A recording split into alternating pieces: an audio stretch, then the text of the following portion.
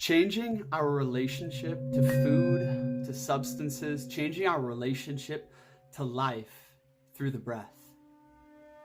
When we wake up in the morning time, generally our energy has descended in our body, descended into the stomach for digestion, into the legs. And we're a little bit maybe foggy or groggy, right? When we live from that consciousness, oftentimes we think, oh, I want an omelet, or we start thinking about breakfast, or we start worrying about something. And we have to realize that our energy, our field of consciousness is locked. Our life force is locked into the lower centers of the body. But through breath work, we can actually liberate our energy, liberate our consciousness, right? Through conscious breathing. So we can get back into the field that is open and in a connected relationship with life. I want you to think of the times where you felt heart opened, where you felt online, maybe in a heightened state of consciousness. Maybe you had, an experience of hiking or with nature or, with intimacy or with breath work, right?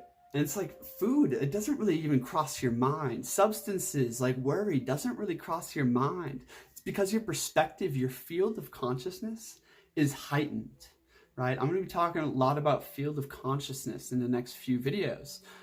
But when the field of consciousness is heightened, right, the energy is no longer locked in the base centers that deal with consumption, with worry, with anxiety, with a very materialistic relation to life, right? That energy is more liberated. We're more expansive. We're more limitless, right? And therefore, we're feeding off higher energies. Where our energy, where our blood, where our consciousness is locked in the body determines what sources of prana, what sources of life we're feeding on, right? When it's elevated, when the energy is liberated, we're feeding on life itself, right? We're feeding on love. We're feeding on the music, the harmony, the sounds of the birds, So getting into that liberated field of consciousness is really the way to change your relationship to most everything. Oftentimes, my friends, we have patterns, we have programs in our way of being, in our way of relating with the world. Whether that's one of, depression. Some people have a tendency towards anxiety. Some people have a tendency towards, busyness and overactivity, right? And all of that is not something you have to address and fix through material. It's something that you have to address in the field of consciousness. When we learn to take command of our internal environment and liberate the energy and liberate the field of consciousness that we're existing within, right? When we learn how to do that, wow, our relationship to those things completely changes because the field of consciousness is open to higher energies, right?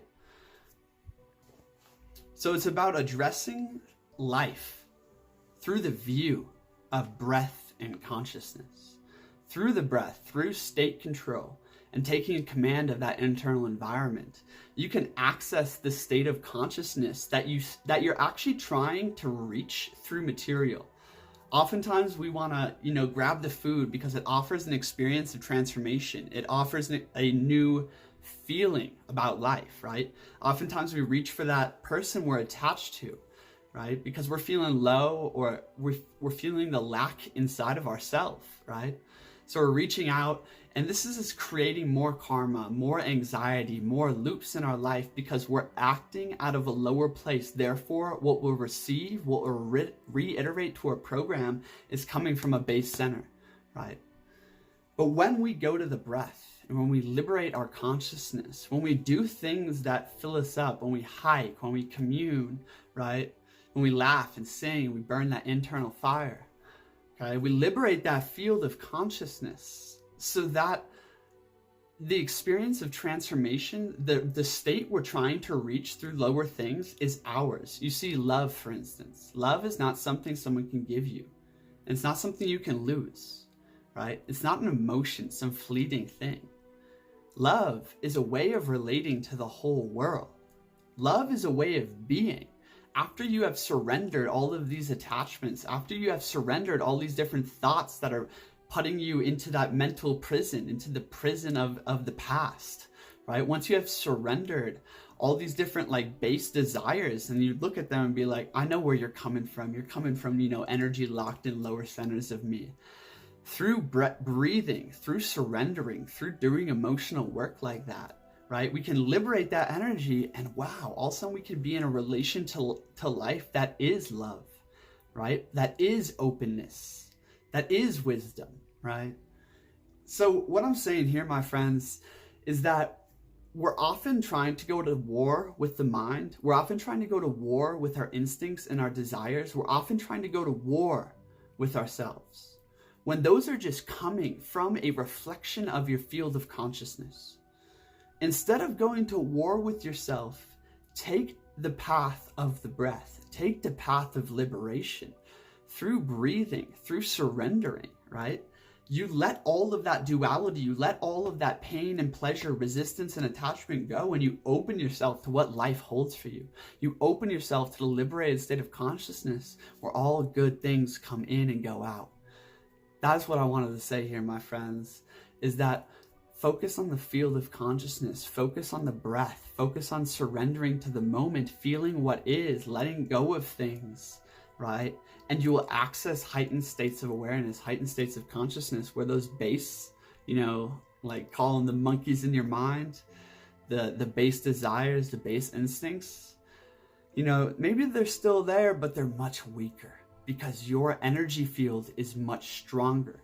Finally, through breathwork, you are charging your vital magnetism to create potency. The more potent you are in life, right? The more energy you have to go do the things that your deep self actually wants to do. Think about it. When you wake up and you're tired and lethargic and you eat a big ass breakfast and, it's like, you don't get inspired by ideas. You don't get inspired to go paint or go for, a run or burn the fire some other way. You don't get inspired to create, all you can think about is like the next Netflix thing you want to watch and how dull life seems. But when you're potent, my friends, when you're charging that energy, cycling that chi, burning that inner fire, liberating consciousness, when you're potent, life, the colors, you can taste them. Life smells better. It tastes better. Everything's a little bit more vibrant. You have the energy to go do the things that actually fill you up, that move you forward. And when you make progress in your life, it's addictive, and it's what brings real fulfillment. Real happiness is progress. Progress is directly linked to potency.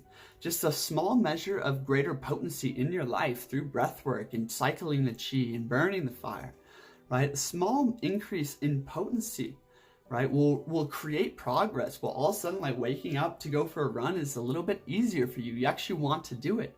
When you have more energy, you can actually commune with nature because you're at the same frequency. It's not like you're separate from it anymore.